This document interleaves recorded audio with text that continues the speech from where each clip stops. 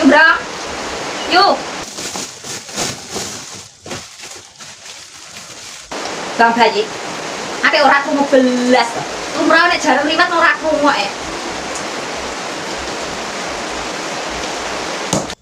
Jarang kepang.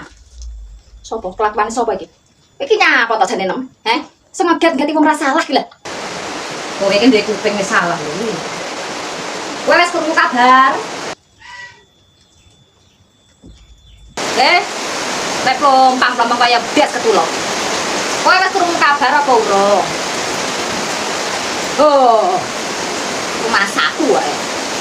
Sing jembar ki apa to jane iki nem? Kabar yuk. Walah kabar. Kabar apa?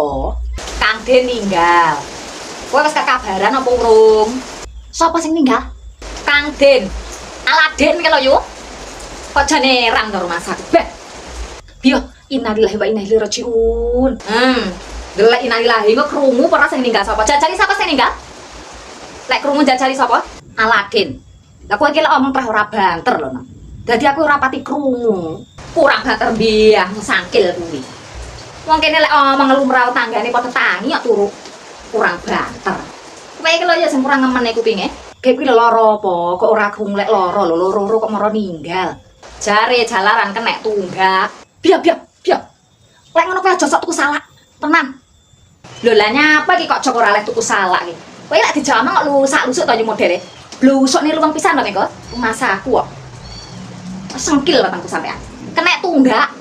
Krungu. Nah tak jikokne alu lek ora krungu. Nggih ngoroki. Bih. Duh, aduh.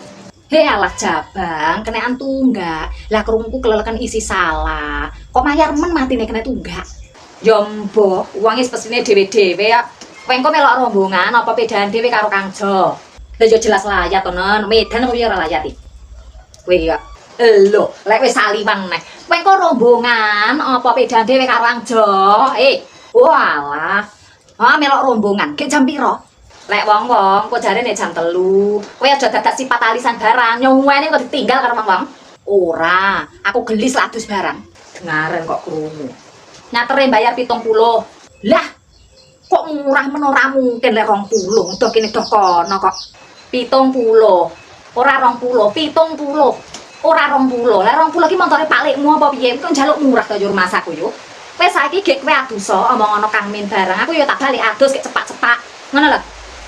Wes. 6. Sing mati mung sapa, Nem? Allahu Akbar.